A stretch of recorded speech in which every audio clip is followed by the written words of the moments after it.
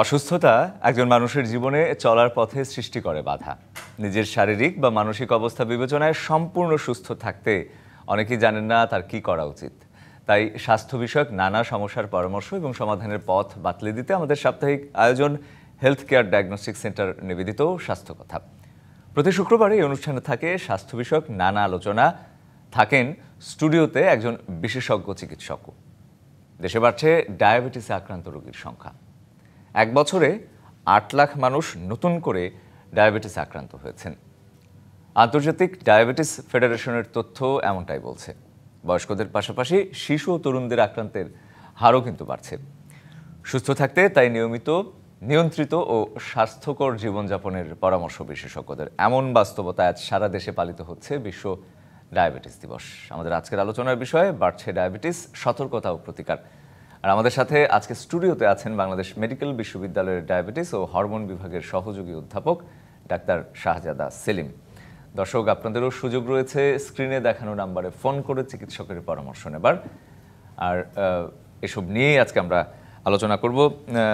Doctor শাহজাদা সেলিম, আপনাকে স্বাগত আমাদের আয়োজনে। যদি শুরুটাই এমনভাবে করতে চাই, আজকে ডায়াবেটিস দিবস, আজকে দাঁড়িয়ে মানে বাংলাদেশে ডায়াবেটিসের যেই পরিস্থিতি, ডায়াবেটিক রোগীর যেই পরিস্থিতি, সেগুলো নিয়ে যদি একটু জানতে চাই, কোথায় দাঁড়িয়ে আছে ডায়াবেটিস? জি, ধন্যবাদ আপনাকে এবং যারা শুনছেন সকলকে, ডিবিসি নিউজকে। কারণ সারা পৃথিবীতেই এর একটি গুরুত্বপূর্ণ দিন, আরও অনেক দিন অনেকভাবে পালিত হয়। বাংলাদেশের জন্য আরও গুরুত্বপূর্ণ। আপনি যেটি বললেন ডায়াবেটিস দিবস, একটু ভালো খবর দিয়ে বলার চেষ্টা করি। 14ই নভেম্বর ডায়াবেটিস দিবস পালিত হয়। 1991 সন থেকে ইন্টারন্যাশনাল ডায়াবেটিস ফেডারেশন, পরে 2006 থেকে বিশ্ব স্বাস্থ্য সংস্থা এটি পালন করে। কিন্তু আনন্দের খবরটা হলো অধ্যাপক ইব্রাহিম স্যার, বাংলাদেশ ডায়াবেটিস সমিতির প্রতিষ্ঠাতা, তিনি কিন্তু প্রস্তাব করেছিলেন বিশ্ব স্বাস্থ্য সংস্থা যে এটি পালন করা উচিত। আর এটি পালিত হচ্ছে কিন্তু ওনার নামানুসারে না, ওনার প্রস্তাব অনুসারে।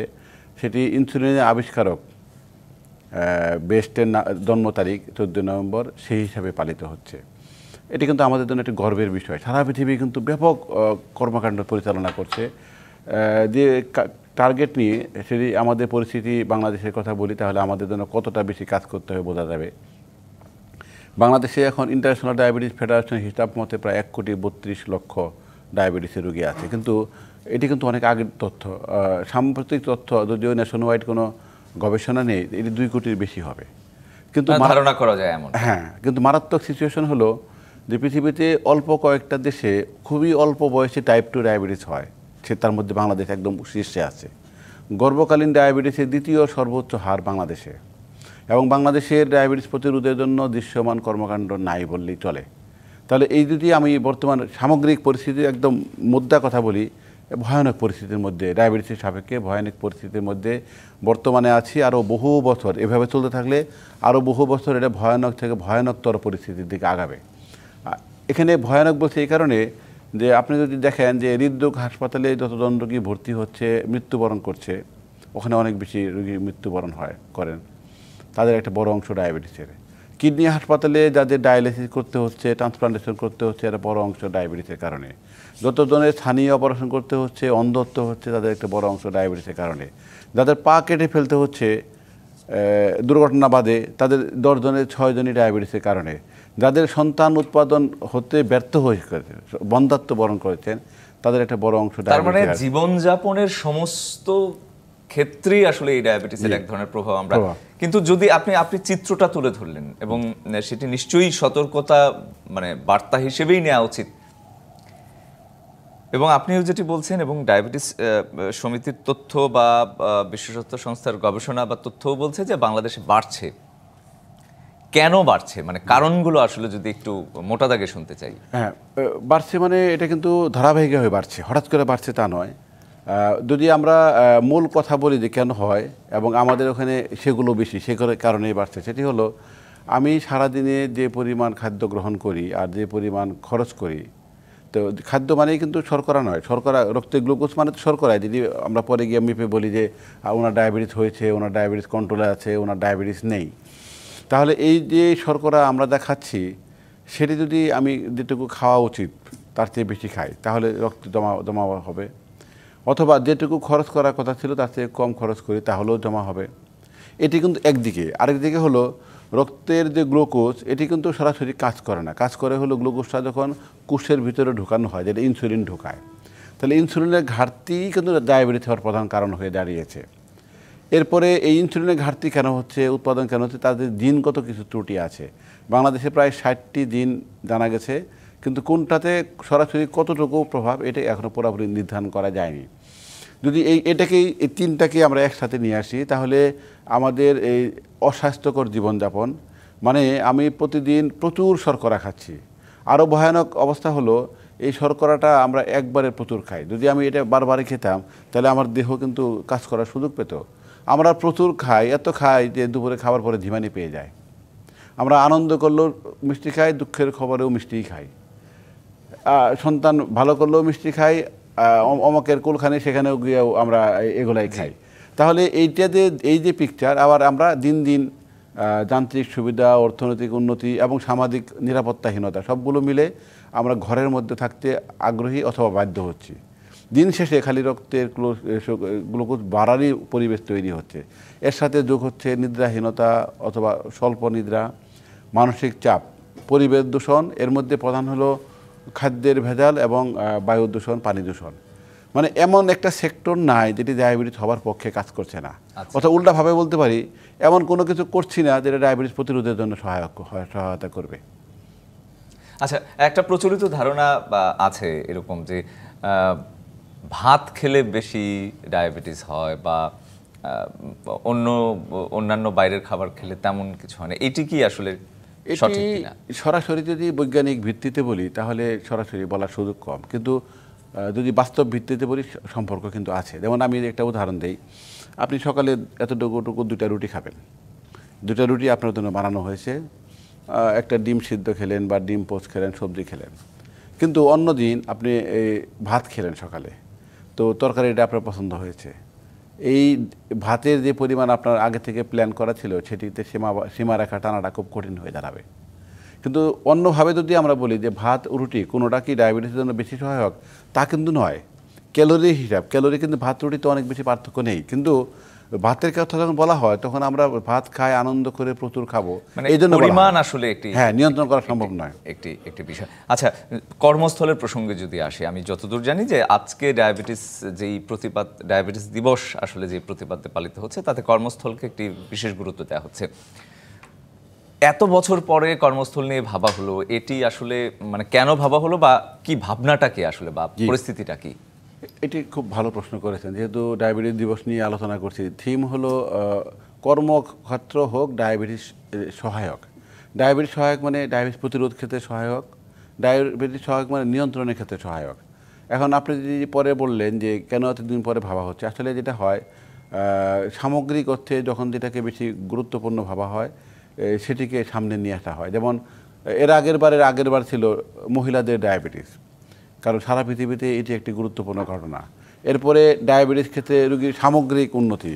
এখন এবারে যে কারণে বেশি ভাবা হচ্ছে, এটি কিন্তু আমরা সকলে ভোটাভুটির মাধ্যমে, যারা মেম্বার তারা ভোটাভুটির মাধ্যমে থিমগুলো ঠিক হয়। তো এখন 10 জনের 7 জন ডায়াবেটিসের রোগী কর্মক্ষম, তারা কর্ম সম্পাদন করছেন। কেউ আপনার মতো মিডিয়াতে আছে, আমার মতো হাসপাতালে কাজ করছে, আরেকজন বাড়িতে কাজ করছে, খেতে খামারে কাজ করছে, মিল ফ্যাক্টরিতে কাজ করছে, সরকারি বা বেসরকারি প্রতিষ্ঠানে কাজ করছে। তাহলে যদি 70% ডায়াবেটিসের রোগী এখানে থাকেন, তো তাদেরকে কিন্তু গুরুত্ব না দিয়ে উপায় নাই। কিন্তু এখানে কিন্তু এর পিছনে কারণটা অন্যটা, সেটা হলো 50 বছর বয়সে যদি কারো ডায়াবেটিস ধরা পড়ে, উনি যদি পুরুষ হন তাহলে ওনার আয়ু 6.5 বছর কমে যাবে, আর উনি যদি মহিলা হন 5.5 বছর কমে যাবে যদি নিয়ন্ত্রণ ভালো না হয়। এটি একদিকে। দ্বিতীয় হলো উৎপাদনশীলতা এখন পৃথিবীর জন্য একটা চ্যালেঞ্জ। এই চ্যালেঞ্জকে মোকাবেলা করতে গেলে কর্মীকে কিন্তু সুস্বাস্থ্যের অধিকারী হতে হবে। এবং আমি একটু আগে যেটা বললাম যে ডায়াবেটিস একা এসেছে মানে হাজারটা আরও অন্যান্য রোগ নিয়ে আসবে। তাহলে এটাকে যদি আমরা প্রায়োরিটি দেই, তো মাদার অফ ডিজিজকে যদি আমরা কাবু করতে পারি তাহলে অন্যান্য রোগকে কাবু করা খুব সহজ হয়ে যাবে। এই জন্যই আসলে আরেকটা হলো সারা পৃথিবীতে চিকিৎসা ক্ষেত্রে খাতে যত ব্যয় হয় 10% বেশি শুধুমাত্র ডায়াবেটিসের পিছনে ব্যয় হয়, এবং এই ব্যয় করেন কিন্তু প্রধানত যারা উৎপাদনক্ষম তারা কিন্তু। তাহলে দেখেন কোথায় আঘাত হচ্ছে। আমরা যদি গরিব দেশগুলো বাংলাদেশের মতো খালি টাকার কথাই ভাবতে চায়, কত টাকা লোকসান হলো লাভ হলো, এখন টাকার কথাই যদি ভাবি তাহলে কিন্তু ডায়াবেটিস প্রতিরোধ সবার আগে প্রয়োজন, কারণ মোট স্বাস্থ্য খাতে খরচের 10% বেশি শুধুমাত্র ডায়াবেটিসে খরচ। একদম একদম পরিষ্কার। নিশ্চয়ই এই বিষয়ে এবং ডায়াবেটিস দিবসে ডায়াবেটিস নিয়ে আরও নিশ্চয়ই কথা বলবো। থাকুন আমার সাথে, একটা বিরতির সময় হয়ে গেছে। বিরতি নিচ্ছি ডিবিসি নিউজের সাপ্তাহিক আয়োজন হেলথ কেয়ার ডায়াগনস্টিক সেন্টার নিবেদিত স্বাস্থ্য কথায়, সঙ্গে থাকুন। আবারও স্বাগত ডিবিসি নিউজের সাপ্তাহিক আয়োজন হেলথ কেয়ার ডায়াগনস্টিক সেন্টার নিবেদিত স্বাস্থ্য কথায়। আলোচনা করছি আজকে বাড়ছে ডায়াবেটিস, সতর্কতা ও প্রতিকার এই বিষয়ে, এবং আমার সাথে রয়েছেন ডাক্তার শাহজাদা সেলিম।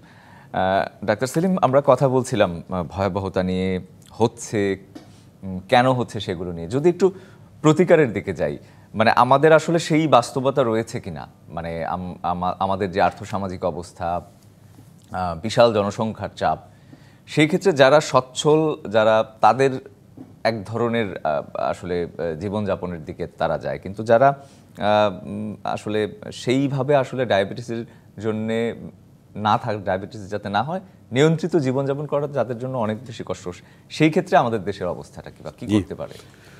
ডায়াবেটিস কিন্তু যদি টাইপ 1 বলি, যদি সরাসরি, তার আগে ছোট্ট করে একটু জানতে চাই, আমাদের দেশে আসলে কোন ধরনের ডায়াবেটিসের প্রবণতা বেশি?